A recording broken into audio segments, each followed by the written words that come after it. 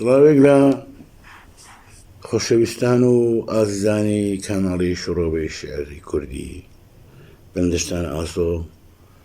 سپاسی زانی مەزن دەکەم کە دەرفەتێک کەش بوو توانیم لەم بەشەدا لەسەر شاعیرێکی دیکەی وڵاتەکەمان قسە بکەم کە بەداخەوە نەیە ناوە شێعری کلاسیکی چ بکەم. من پێم وایە شێعری کلاسیکی نییە، شێعری خۆشی شاعیرانی ئێمە. هەر شاعیرێک تۆ نەزەر بگریت لە دنیادا لە عەرەب لە فار لە تورک لە کورد شێعرەکانی تەقسیم بەردووە کرێن، شێعری خۆش و ناخۆش. من بۆ خۆم شێعری ناخۆشمە یادداشتی ناکەم. هەر شاعرێکیش شێعر خۆشەکانی دەگمەنن، هەر ئەوانەشن لە مێژووی ئەدەبدا دەمێننەوە بێجی ئاوازی. بەڵام تەواوی شاعیرانی گەری کورد، فارس، عەرەب، تورک، هەر ملەتێ، هەر کاغەزپارەیەوە خودی مامۆستا هەژاری فەرموو کاغەزپارە، هەر وەڕەپارەیەکیان پڕ کردبێتەوە بە زمانی دایکی گەلی خۆیان دەبێتە سەنەد و دەبێتە سجیل بۆ گەلە. هیوادارم ئەو وەرەقپارانە گۆم نەکەن نەسڵی داهاتوو ڕاهەنگرن بە بێجی ئاوڵی تەعەسسوب حورمەتی ئەو کەسانە بگرن کە ئەو زمانەیان ڕاگرن، چون برایانی خۆشەویست هەر گەلێ زمانەکەی بفەوتێ خۆشی دەفەوتێ وە زمانیش برایان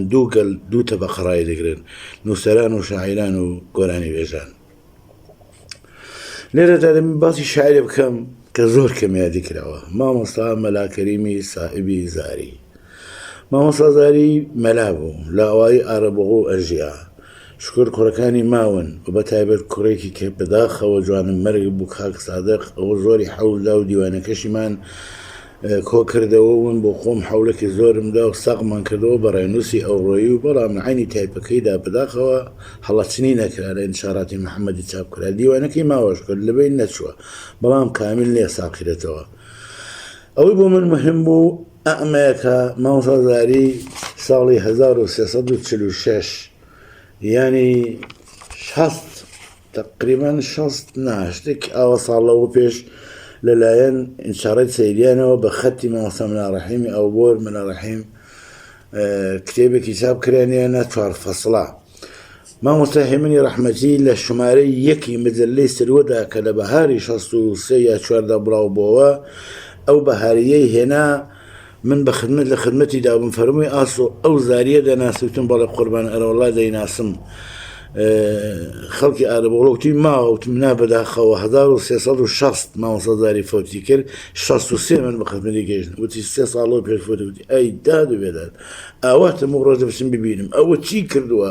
ئەم بەهاری من دەخوێنمەوە مامۆستا هەیە من زۆر درەنگ شیعری تایید دەکرد بە حەدێکی پێ عالی بوو کە ئێستش لە بیرم ناچێت ئەفسوس بریادارێکم مەمەلاکەرمی زاریە بەدی باە ئەوە بۆ خۆم مەعاینە و گوێ خۆم و دووەمین جارە لە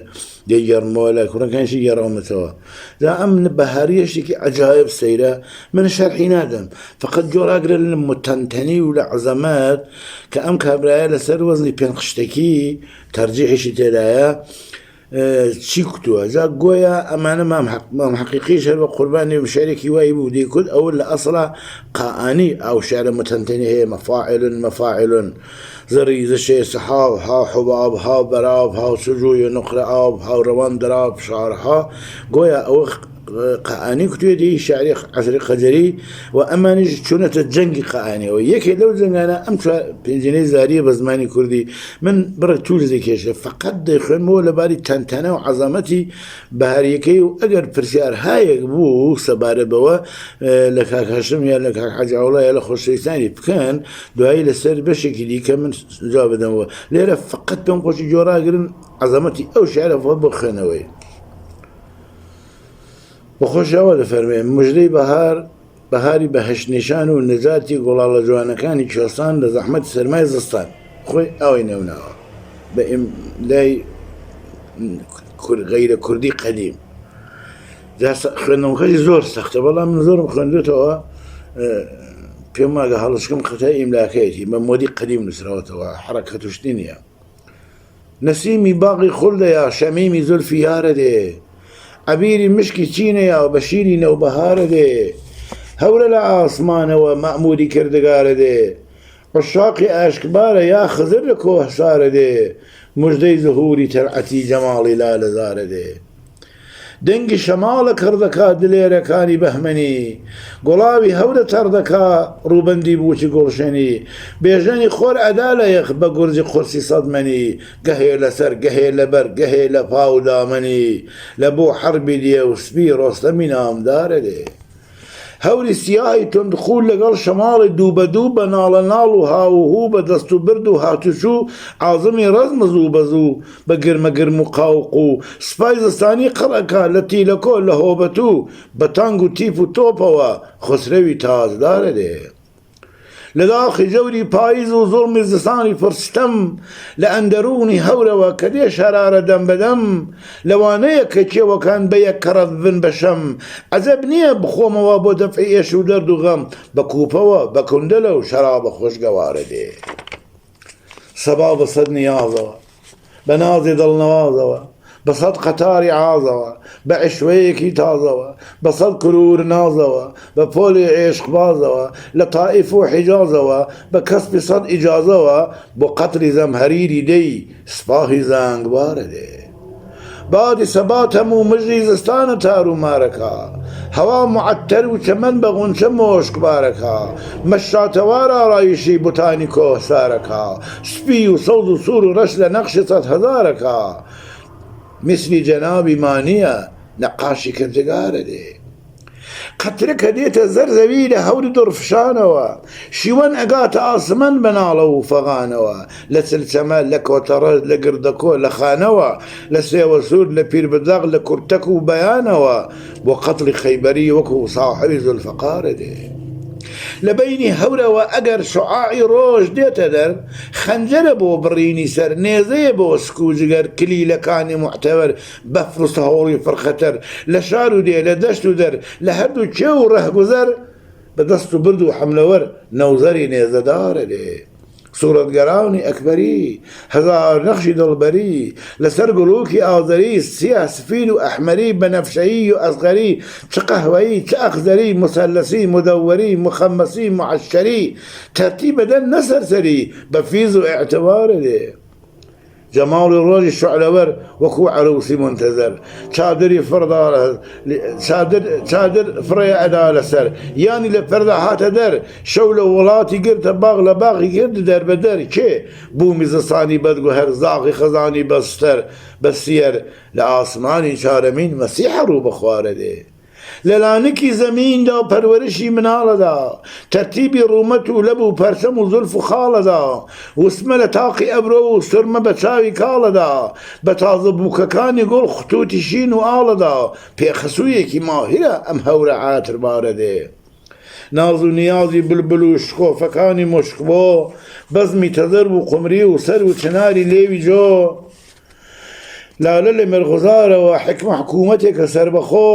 بۆ ئینتیزامی گوڵستان نەسیمی دێ و سەبای ئەڕۆ سەمەن لە نێو شکۆفەدا و مەهینی قاوبدارە دێ ئارایشی چەمەن کرا لە سەبزە فاش ڕاخرا حەیاتی تازە باخشرا و غەمێ فراق لابرا دوکانی غەمزەدانرا و نەویدی وەسڵی گوڵدرا و چراوی عیش و هەڵکرا نەیەک چرا دوو سەد چرا بۆ قەسری میسری دڵبەری یۆسفی گوڵعوزارە دێ ساقی بە جامێ بادەوە بە زولفی تابدادەوە بە خاڵی مۆشکزادەوە بە تەرعەتێکی سادەوە لە بورجێ شاهزادەوە بە ئەبرۆیە گوشادەوە بە بادەوە بە زادەوە بە گەردن و بیدادەوە لە زادەوە بە بادەوە زینەتی دالەزارە دێ پەڕەندەکانی خۆشنەوە بە سەد نەوای زارەوە بە ناڵەی دەف و نەی و بە چەنگ و عود و تارەوە